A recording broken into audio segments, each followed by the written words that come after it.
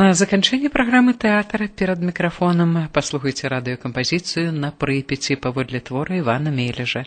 Выканаўцы народныя артысты СССР Стефанія Станюта і Іван Шаціла, заслужаны артыст Беларусі Павел Пекур. Год запісу 1953.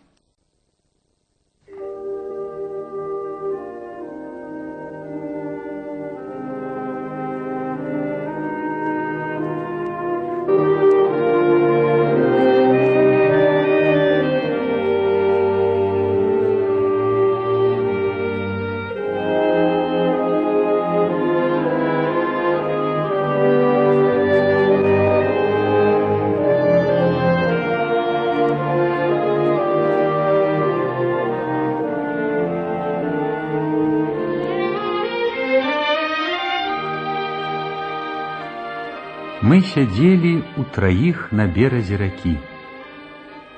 Невысокі, белявы, па-юнацку стройны лейтенант з чамаданам і рэчавым мяшком, пажылая калгасніца з плеценым кошыкам, накрытым зверху марляю, і я. Лейтенант меў ад сілы гадоў 24, а нашай спадарожніцы можна было даць, здавалася, і ўсіх 45, калі не больш.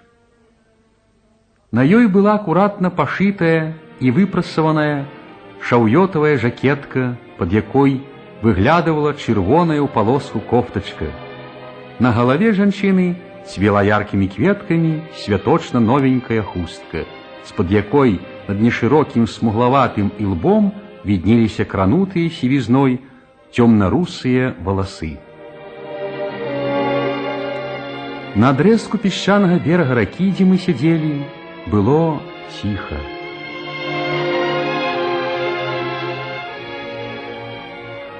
Каля нас ляжалі складзеныя ў штабель папяровыя мяшкі з угнаеннем, вялікая скрынка, у шчылінах якой можна было бачыць металічныя часткі нейкай машыны. На скрынцы чарнелі надпісы «Верх, низ, не кантаваць». Быў ясны, халаднаваты дзень вясны.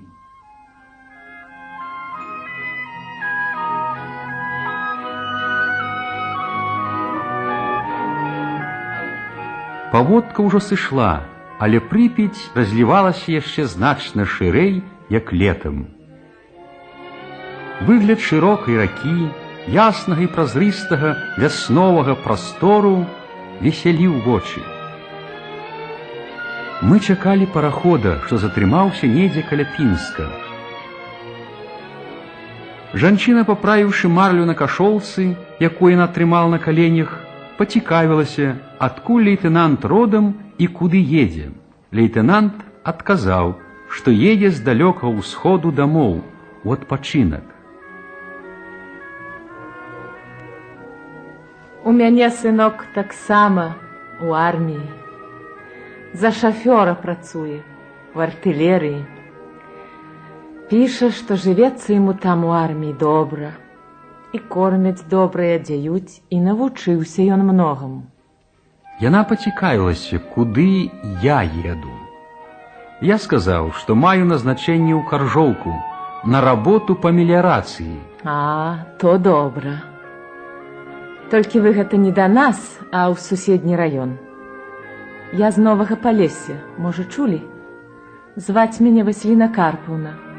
Крэнь па прозвішчу. Яна зноў перавяла позірк на лейтенанта, уздыхнуўшы, запыталася, ці ваяваў ён. А як жа, летні 41-га. Спачатку тут, у партызанах, мне толькі 15 стукнула, калі я прыйшоў у лес. А потым і ў арміі.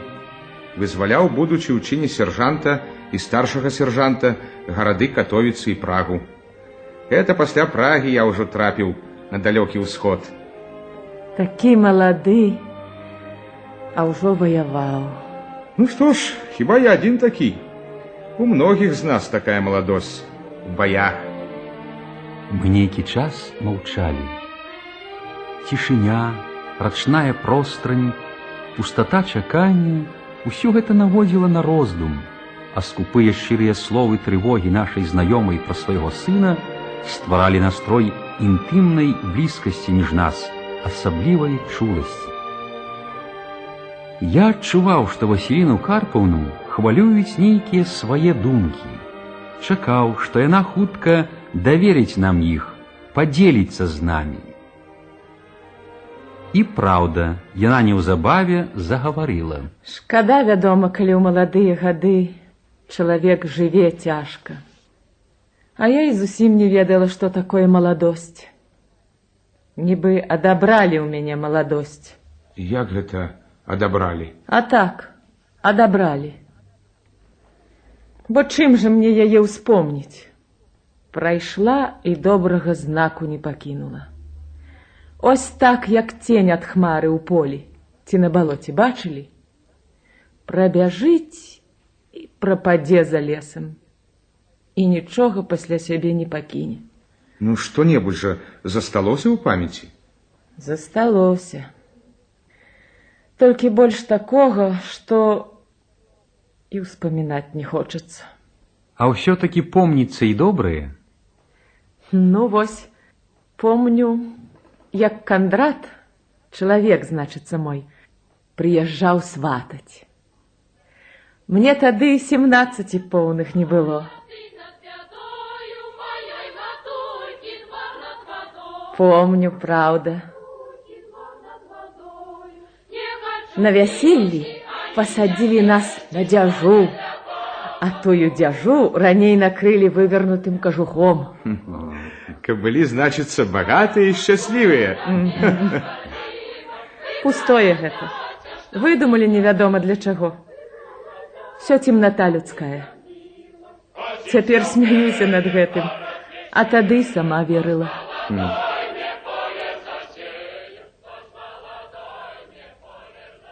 Выйшла, значыцца, я замуж, стала гаспадыняй. Гаспадыняй гэта так, толькі к слову сказаць. Якая там гаспадарка? Зямлі 2 моргі. Хатка трухлядна, проста дзівішся, як яна яшчэ стаіць.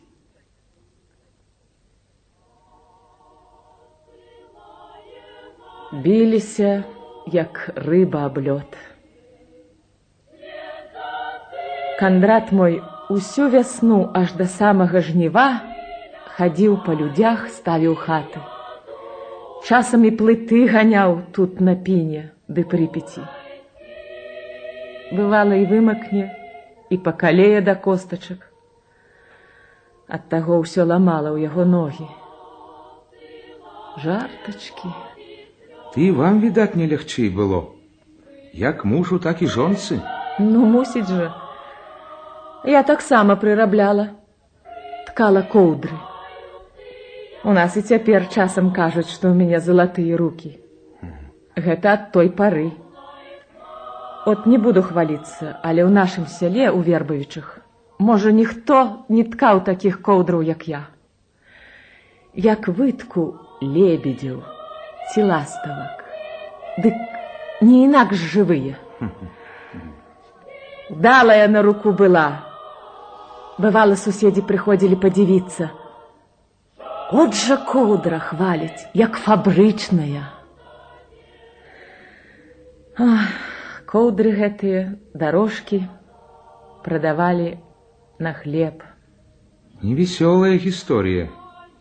Дзень у дзень адно і тое ж, хата, поле, кросны, як заварожанае. А калі што і было прыкметнае, то толькі крыўда. Многа было яе, многа. Всякі, каму хацелася, мог пакрыўдзіць.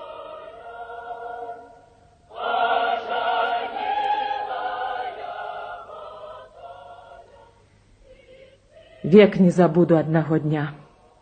20 з лішнім год мінула, а і цяпер, як прыпомніш, паверыце, кіпіць усё нутро. Тож арыштавалі тады Пятра, брата майго. Нейкі нелюдь выказаў, што Пятро, значыцца, бальшавік. Наскочыла паліцыя, зрабіла вобыск. Лістоўкі там супраць Польшы ці што знайшла і павялі ў пастарунак. Я, як толькі даведалася, што ён у нялюбічах, у пастарунку, адразу харчыў торбу, ды хутчэй туды. Ён жа, можа, там галодны сядзіць. Прыбегла задыханая, паліцыянты не пускаюць.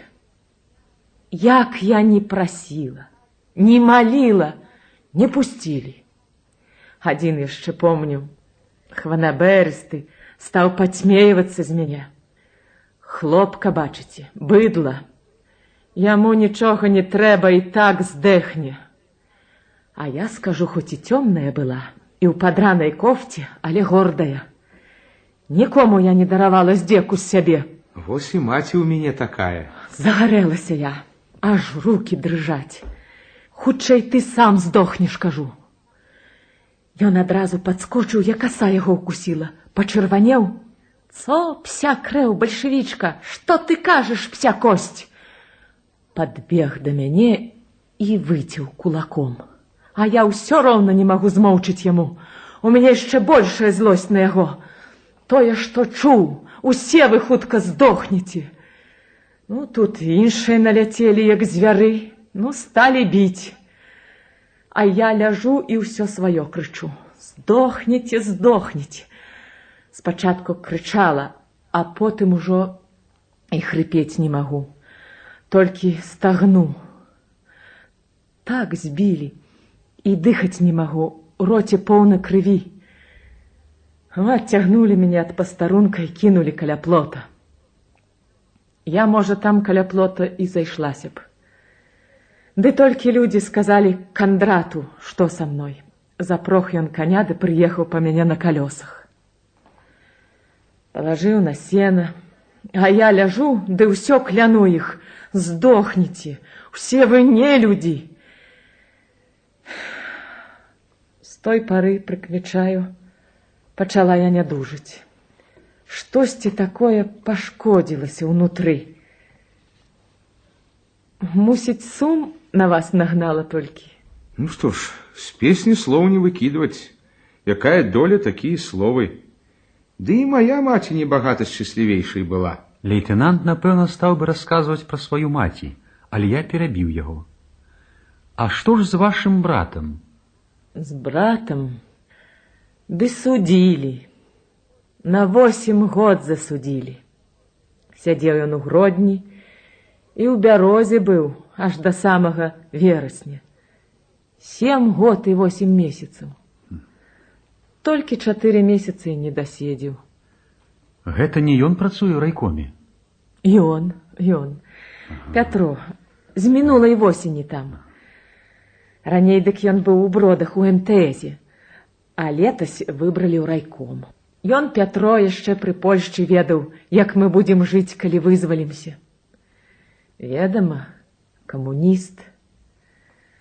А я была... Што асенняя ноч. Вы думаеце, я заўсёды была такой, як цяпер? Калі ў нас арганізаваўся калгас, думаеце, я адразу пайшла? Не. Кандрат намерыўся быў падаць заяву, дык я так на яго насела. Ты што, кажу, распетрыць дабро хочаш? Дзяцей сіратамі па свету пусціць? Не пайду і табе не дазволю. Не дазволю. Семейная баталія. Спроба наступаць і рашучае контрнаступленне. Штосьці падобнае было і ў маіх. Карціна знаёмая. Баялася яго, калгаса. А чаго ж яго баяцца? Сама не ведаю. Усё, думаю, было б добра, каб не ён. І зямлі досыць, і конь, і кароўка, усё, што трэба. Нацярпеўся, харошыя вы мае, са мной Кандрат. І так ён падыходзіў да мяне, і інакш нічога не дапамагае. Я такая, што пакуль сваімі вачыма не ўбачу, не паверу. А калі не паверыла, то ніхто не прымусіць мяне рабіць не па-мойму. Ну і што ж, доўга не верылі вы? Паверыла я толькі на 2-й год. Уступілі мы ў калгас. Ды позна паверыла. Прыйшлі ў нашы веруючы немцы. Ды не адны прыйшлі, а прывялі яшчэ, каб яму немач графа Хвастовіча, які ўцёк у верасні. Ну, а яшчэ праз год паліцаі схапілі Кандрата і павалаклі. Дапытываліся, куды прыходзяць партызаны, толькі нічога і не дапыталіся. І мяне колькі разоў цягалі ў паліцыю.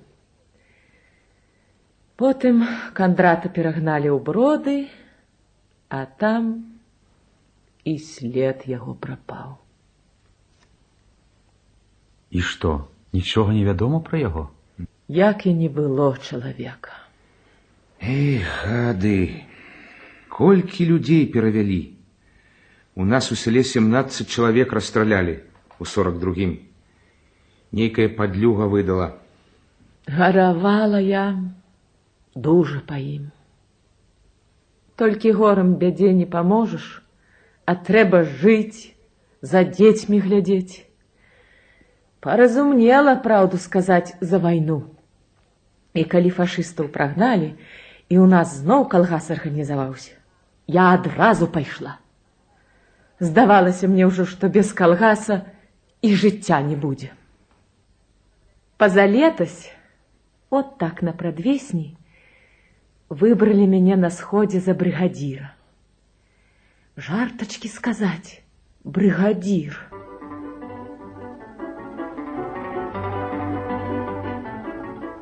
Вы людзі бывалыя, вам, можа, і смешна. Брыгадзір, падумаеш, начальства. А што ж, на ўсякай пасадзе знойдзецца клопату. Я чаго тады перажыла? І радасна. От і мне учарашнія хлопцы вераць, даручаюць такую справу. І дапраўды ж было страшна. Боже, як я спраўлюся з ёю? Я ж ніколі не ведала нічога, акрамя сваёй хаты, ды поля свайго. Не, кажу я, за ласку дзякую, але не згодна. Дарэмна выбірайце мяне, не спраўлюся. Справішся, дзе адна не здолееш, дапаможам, зашумелі людзі. Гэта і добра, што ты сумняваешся, крыкнула аднекуль з кутка Дар'я, суседка моя. Значыцца, за справу сур'ёзна будзеш брацца. Угаварылі. Дамоў я ішла у клопаце. У галаве назолаю розныя трывожныя думкі. Як прыйшла дадому, бачу, не засну ды годзе. Пра тое, як я працавала, не буду казаць. Пра гэта ў газетах пісалі, ды сама я не на адной нарадзе колькі разоў гаварыла. Можа, чулі? Асабліва багата клопату было летась. Ось тым аўсом, што на мокрым на тарфяніку. І славы, і клопату. Пустазелля, адкуль яно толькі бралася? Ну, проста забівала поле. Зноў жа колькі турботы, каб авёс не палёг. Жартачкі. На балоце глеба далікатная, за ёю патрэбен асобны догляд. Далікатная, гэта точна. Бывала, з галавы тое мокрае не выкінеш. Іншы раз і няма чаго ісці ў поле, а цябе цягне проста так, як да дзіцяці, каб праведаць, як ты тут без мяне. Часта прыязджаў таварыш Хмялеўскі. Ці то едзе з райкома ў наша новае Палессе, ці то проста па тракту куды-небудзь едзе ў які калгас ці сельсавет, абавязкова спыніць сваю пабеду і зойдзе на мокрае. Не пра мяне. Цікавіўся вельмі сакратар. Ад таго, можа, і я так старалася. Аднойчы ён узяў мяне за локаць і кажа: «Не думайце, Васіліна Карпаўна, што гэта проста былое балота і проста авёс. Мы пачынаем перарабляць прыроду балотную».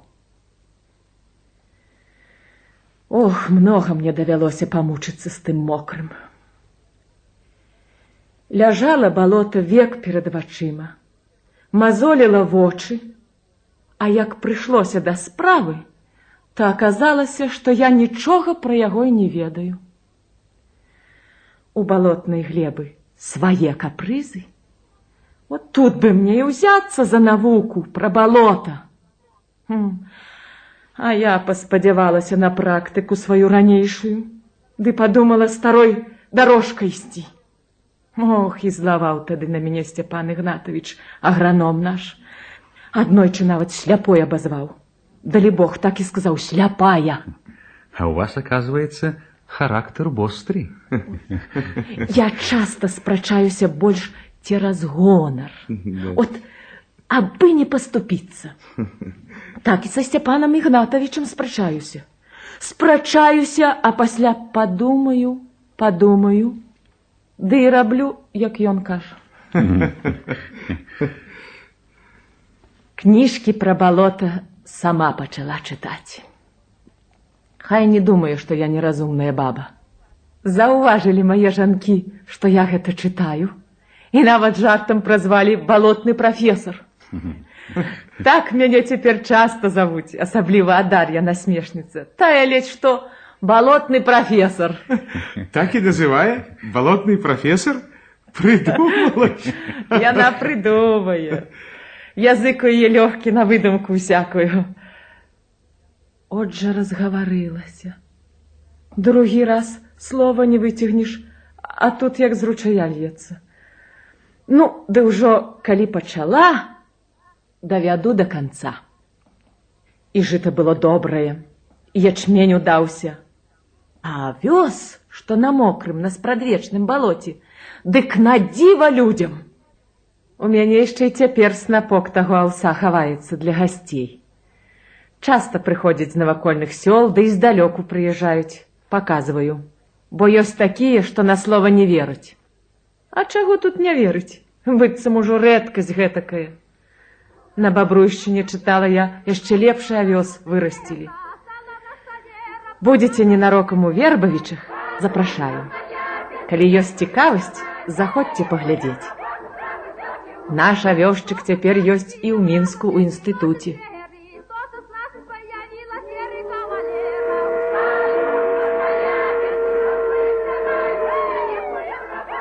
З-за пясчанага з крутым берагам мыска паволі выплыў невялікі светла-афарбаваны параход, які шумна біў пліцамі па вадзе.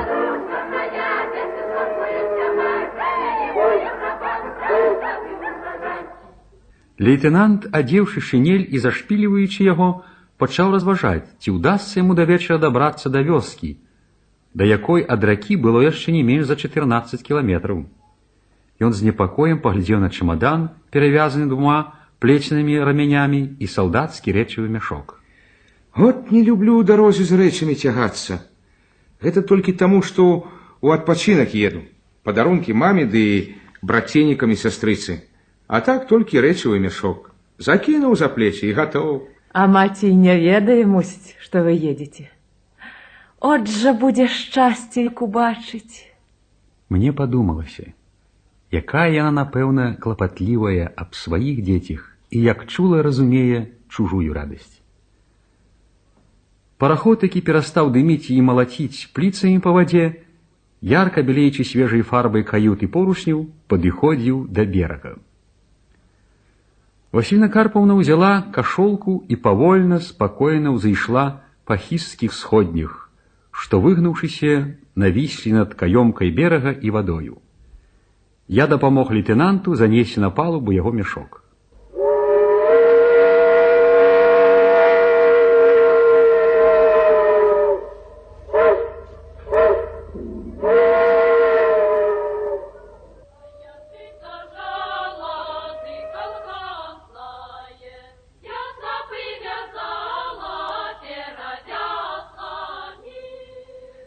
Тут большае, можа, не ў тым брыгадзірстве, не ў казцы, а ў прыказцы справа. Я інакш бачыць сябе стала. А Дар'я нават раз пасмяялася, задавацца, кажа, я стала. Я от, можа, і няёмка казаць, стала больш глядзець за сабой. Прыбірацца нешта пачала. Гады ў мяне не маладыя, Дети выросли. А я? Что это со мной? Бывало, Боже мой, ходишь оборваная, у латным зрэб'і і быццам так і трэба. Ці не ўсё роўна? А цяпер часам хочацца і ў люстэрка паглядзецца. Люблю я прыбрацца, ды прайсціся ў святочны дзень пад руку з Надзейкай, з меншенькай маёй. Яна ў мяне ружовенькая, высокая ды здаровая, проста мак цвіце. 17-й гадок пайшоў. У свята ведама, што людзі збіраюцца каля хат, на прызбах, на лавачках. Падыйдзем, пагаворым пра тое-сёе, ды далей. Я часта такі раблю выгляд, нібы ў краму ідзем. А па праўдзе для таго, каб людзям паказацца. Глядзіце на мяне шчаслівую, любуйцеся, якую я прыгажуню дачку выгадавала. Яна мяне вучыцца ў 9-м. Ахвоту вялікую да вучобы мае, асабліва гэтую самую батаніку любіць. Летась усё хадзіла ў лес ды на балоты, кветкі ды траўкі розныя збірала, ды на паперу засушвала. Гербарый называецца. І якія толькі ў нас ёсць расліны, все яна ведае.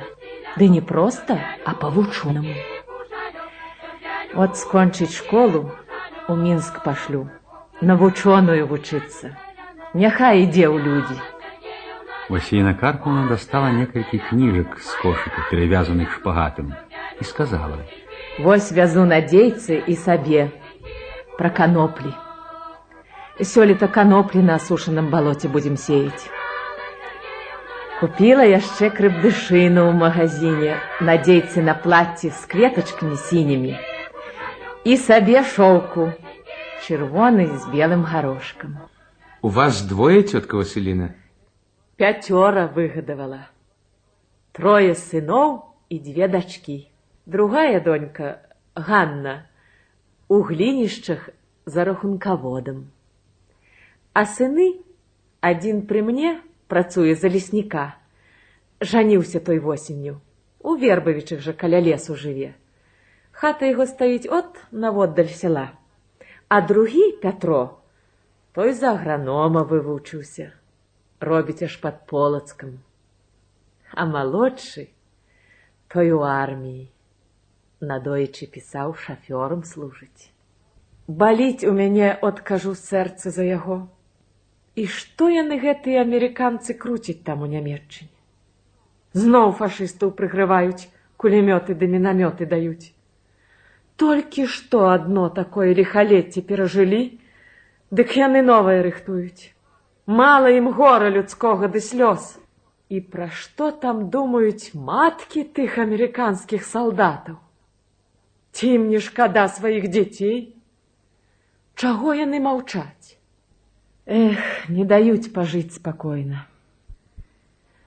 Тут у нас, на Палессі, такія справы ідуць, такія справы.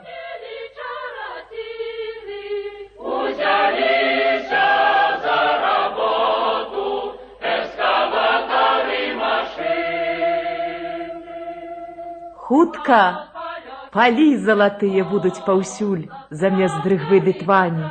І ў сне такога не прысніш, што будзе. Самы час настаў для людскага жыцця ў нас.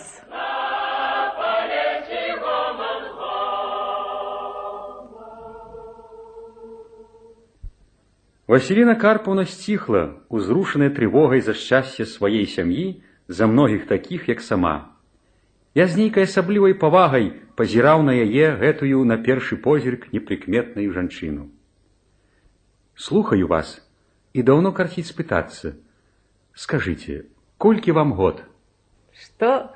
Годы сыйдуць з плеч. Аднойчы Дар'я мне казала: «Адкуль в цябе, Василина, столькі спрыту? Ты такая непаседлівая, такая заўзятая. Мусіць, каб не ты, то ў нас нічога з балотамі не атрымалася б. А з табой лёгка. Ты, неўрокам кажучы, як маладая». Васіліна Карпаўна засмяялася памаладзелымі вачыма, у якіх і весёлы жарт, і лёгкая лукавая іронія над сабой. Я, пазіраючы на яе, перастаў заўважаць і яе маршчыны на твары і сівізну ў валасах, пасму якіх варушыў прухкі і дужы веснавы вецер. Але усмешка хутка растала на яе твары. Жанчына загаварыла сур'ёзна і задуменна. Маладая, каля 50. Хіба ж гэта ўсё? Я ж, можа, толькі вось цяпер жыць пачала, як мае быць. Па-чалавечаму пачала жыць. Дзетак у людзі вывела. Я, можа, толькі цяпер пры нашай уладзе, дзякуй ёй, паспытала, што яно такое жаночая доля.